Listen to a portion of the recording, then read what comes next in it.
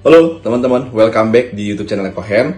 Sekarang Kohen mau kasih tahu nih, ya kan? Udah bulan November, 2 bulan lagi kita sudah menuju 2020. Yang kita tahu kalau di bulan November dan Desember biasanya market bakal to the moon teman-teman, atau window dressing ya. Manfaatkan momentum ini teman-teman untuk membeli saham-saham yang sangat bagus, blue chip dan apapun itu. Yang penting sekarang masanya teman-teman beli apapun pasti nanti Desember bakal naik ya. Yang orang bilang monyet pencet beli pun pasti naik teman-teman. Jadi fokus aja teman-teman pada trade plan teman masing-masing. Di sini Kohen mau kasih tahu juga, kemarin harusnya kita ada upload satu video, tapi karena lain dan berbagai hal ya lumayan sibuk, so sorry. Tapi di sini Kohen bakal kasih cukup satu saham yang pasti cuan minimal 10% teman-teman. Penasaran? Penasaran? Oke. Sebelum itu teman-teman yang belum like, comment, dan subscribe ya, tolong dibantu komen, like, dan subscribe supaya YouTube Kohen menjadi edukasi untuk teman-teman. Ya, ini baik lagi teman-teman, ini bukan ajakan, ini hanya sekedar opini dan analisa Kohen. Oke, kita langsung aja teman-teman ke layar. Saya juga bakal ngebahas hari ini tentang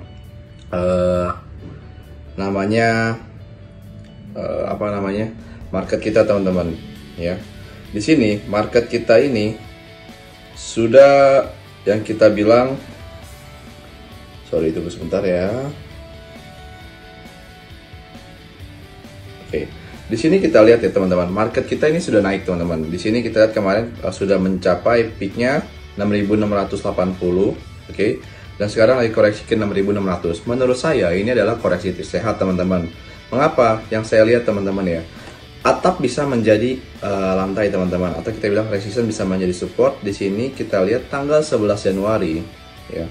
11 Januari dan 20 Januari ini peaknya teman-teman ya, di 6.468. Dan di sini kalau kita zoom in, oke, zoom in, ternyata IHSG kita masih cukup aman, dimana IHSG ini masih mantul lantainya teman-teman, atau supportnya. Nah terus next gimana IHSG kita? Menurut saya, pandangan saya ini hanya koreksi semata. Dan kita cari dulu teman-teman, atap berikutnya atau lantai berikutnya apa di sini, 6.300 ya. Di range seperti inilah IHSG akan koreksi sehat. Tapi teman-teman tak perlu khawatir bila teman-teman membeli saham yang blue chip atau yang performanya bagus ya. Teman-teman nggak perlu khawatir, selalu buy on the dip teman-teman. Tapi ingat, pastikan sesuai dengan foto teman masing-masing atau manajemen masing-masing.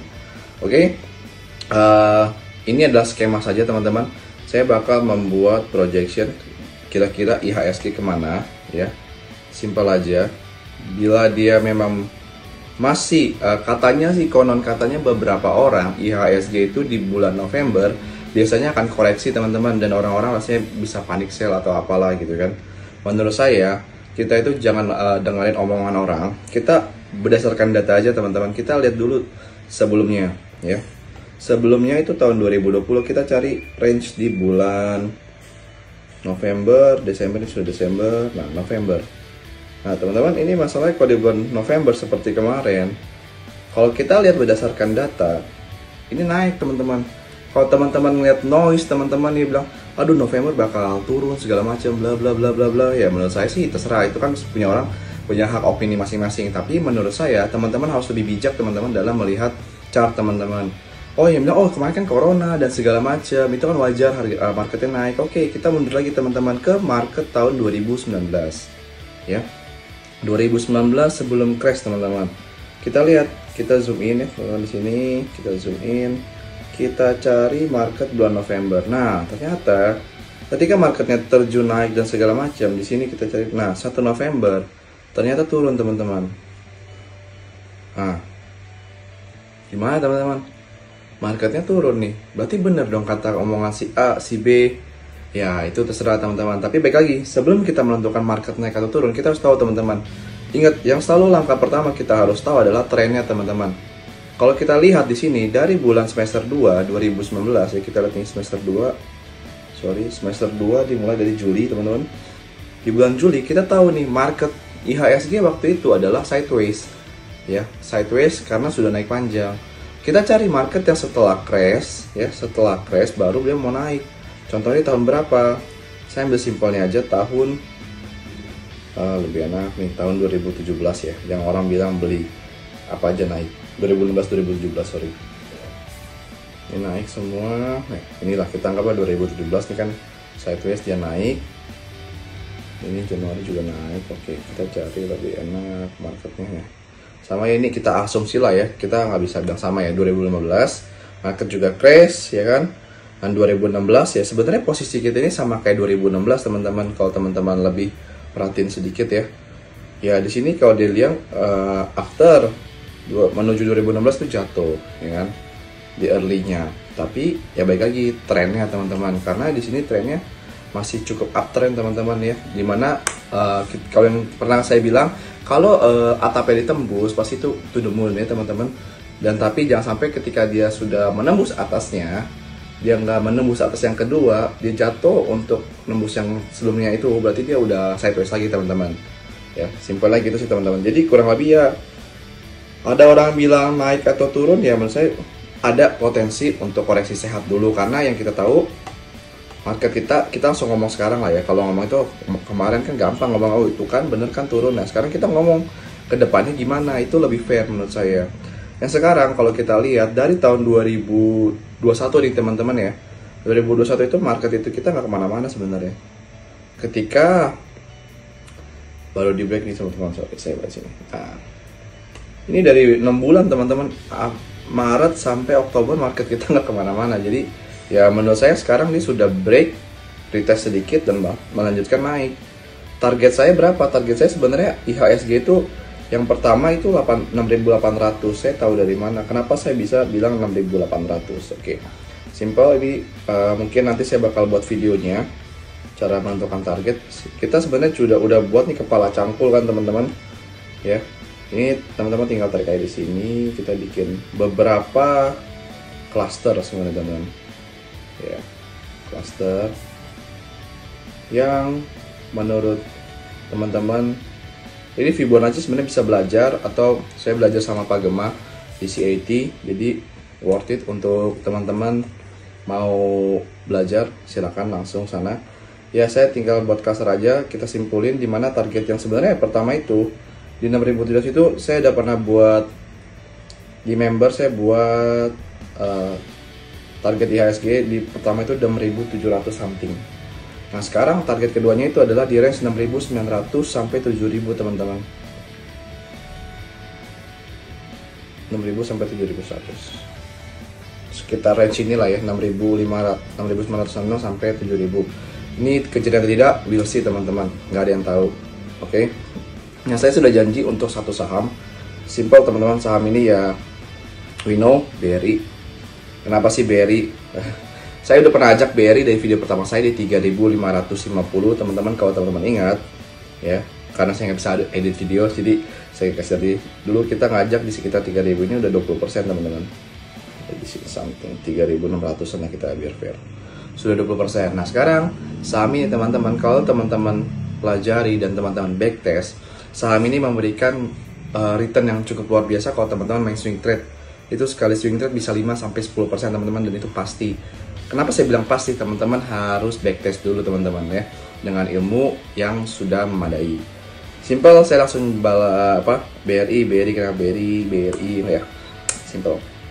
Gini, BRI ketika ditembus MA 200 itu udah pasti uptrend teman-teman. Ingat ya, kalau market atau saham emitennya sudah menembus MA 200, di atas MA 200 itu uptrend. Kalau di bawah dia downtrend. Kita wait for the break or wait for signal. Ya. Di sini BRI kita tahu teman-teman, BRI ini sifatnya sangat unik, di mana mereka sudah melakukan right issue teman-teman ya, right issue terbesar di seluruh Asia. Dan menurut saya BRI ini bank yang sangat bagus, di mana orang-orang pasti punya di Indonesia. Namanya juga Bank Rakyat Indonesia, ya kan? Oke. Nah di sini kita simple aja teman-teman, cara membuat ini banyak garis. Oke. Saya simple lagi aja. Ini saya hapus ya. Terlalu banyak MA-nya. Sorry. Kita cukup di sini pakai MA 200. Sesimpel itu aja teman-teman. Dan dalam menentukan kita cara saham ya, saya kasih tahu tipsnya. Teman-teman harus cari support dan resistennya aja ya. Simple banget, cukup support dan resistennya aja. Contohnya gini, Ini kan kepanjangan nih, jauh nih. Aduh, saya harus dari mana? Oke, teman-teman terserah sih. Ini sebenarnya selera ya. Kalau saya, kita lihat dulu history, anggaplah dari bulan Juni ya. Ini misalkan kita cari dulu nih yang bottomingnya di sini. Oke. Ya kan? Sudah. Nah, ini tuh ibaratkan mantan lah ya. Kita lupakan mantan. Sekarang kita lihat tahun 2020. Kita maju, move on sedikit, kita lihat nih di mana resistennya. Oke, resistennya kita lihat di sini ya teman-teman. Kita langsung sini aja. Resistennya 4830. Oke. Resisten juga banyak teman-teman, ada di primary trend sama di minor trend. Primary sama minor apa ya teman-teman bisa baca di YouTube ataupun ikut pelatihan dimanapun, saya nggak bakal jelasin ya. Oke, ini sudah ada, dan di sini kita sudah lihat ini juga kita turunin sedikit ya. Karena tadi 2019 kita langsung fokus di sini aja teman-teman. Baseline-nya di sini. Oke. Nah, ini kan agak kompleks ya teman-teman ya, menentukan lantai sama ininya ya. Nah, gini aja lah, jangan gak usah banyak-banyak ya. Nah, di sini kita anggaplah kita berbagi cerita teman-teman 4 layer ya. Kenapa kita harus membuat kayak gini, supaya kita tahu teman-teman kapan batas risk resiko kita harus kita jaga dan kapan kita harus take profit supaya tidak greedy teman-teman. Oke. Yang pertama kita harus tahu kalau teman-teman sudah belajar trading ataupun itu dengan dari berbagai mentor ya teman-teman, ingat semua mentor memiliki plus minus teman-teman. Ambil saja APBN teman-teman, ambil positifnya, buang negatifnya teman-teman. Oke, dalam saya menganalisis saham, pertama kita harus pakai ini tips saya sih ya. Tips saya itu kita pakai stokastik aja teman-teman. Kalau stokastik ini adalah momentum teman-teman. Kenapa? Kita harus tahu, oh ternyata market kita sedang overbought atau oversold. Kalau overbought berarti market kita sudah FOMO, udah terlalu banyak orang belilah istilahnya. Kita harus beli ketika marketnya itu diskon teman-teman. Contohnya apa? Ketika stokastik ini garis biru ini menyentuh angka 20, itu sudah oversold dan low risk teman-teman. Tapi itu tidak tidak memungkinkan itu profit teman-teman. Teman-teman harus balik lagi ke trennya teman-teman. Yang kita tahu BRI ini trennya cukup uptrend dari tahun 2020 ya. Kita lihat sini uptrend ya. Ini kan udah bau banget nih sejarahnya nih ya kan. Ini ya kan sudah uptrend kan. Nah, sekarang lagi fase mau uptrend lagi nih teman-teman ya. Nah, kita lihat, oh ternyata resistennya 4830 nih ya kan. Sekarang marketnya 4270 atau 4300. Teman-teman tarik dulu nih teman-teman. Sebelum trading teman-teman harus tentuin risk and rewardnya. Kalau saya pribadi, saya bakal cek dulu rewardnya berapa di resisten ini. 13% teman-teman. Saya bilang BRI ini pasti menyumbang 5-10% pasti. Tapi risknya berapa teman-teman? Kita harus konsisten teman-teman. Kayak risknya itu, anggaplah misalkan orang break EMA 200 harusnya kan 5%, saya tambahin 2% lah 7%. Kalau dia udah break seperti ini ya kita out dulu teman-teman sampai ada kode reversal. Tapi ada berbagai istilahnya, kita bilang ada berbagai metode yang untuk menyempurnakan. Contohnya biasanya orang pakai Fibonacci ya kan.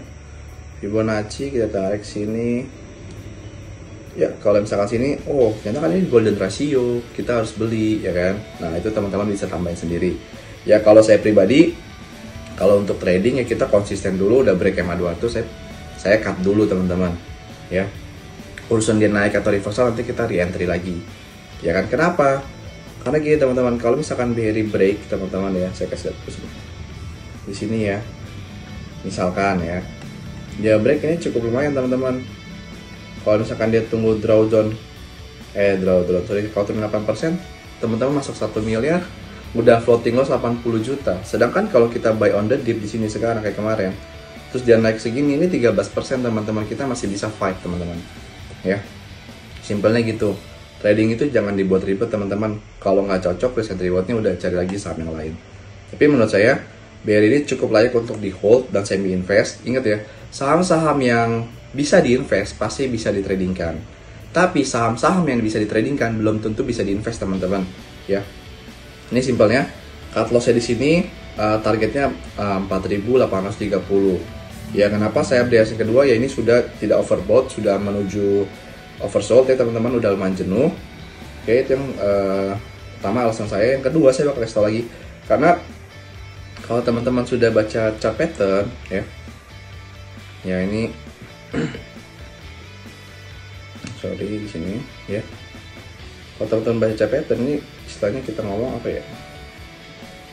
Bentar ya.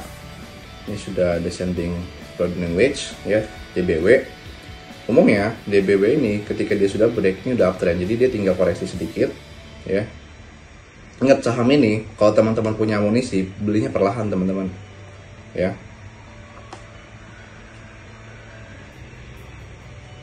Target saya sebenarnya 4.800 sampai 5.000 teman-teman ya. 4.800 sampai 5.000 ya. Terus target BRI menurut Cohen adalah 4.800 sampai 5.000. Will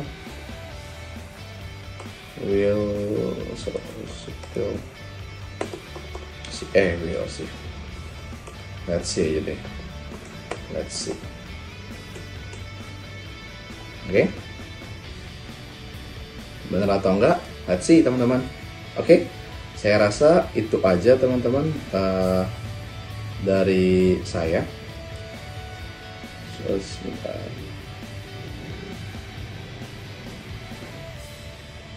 Oke.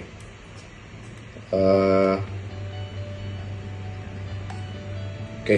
Jadi menurut saya sih IHSG ya Indian bakal naik teman-teman ya. Dimana kita tahu presiden kita kinerja sangat bagus dan menjadi pemimpin G20. Sekian teman-teman dari rekomendasi saya pada bulan November ini. Semoga teman-teman makin profit dan tentunya jaga kesehatan teman-teman ya. See you in the next time. Bye bye.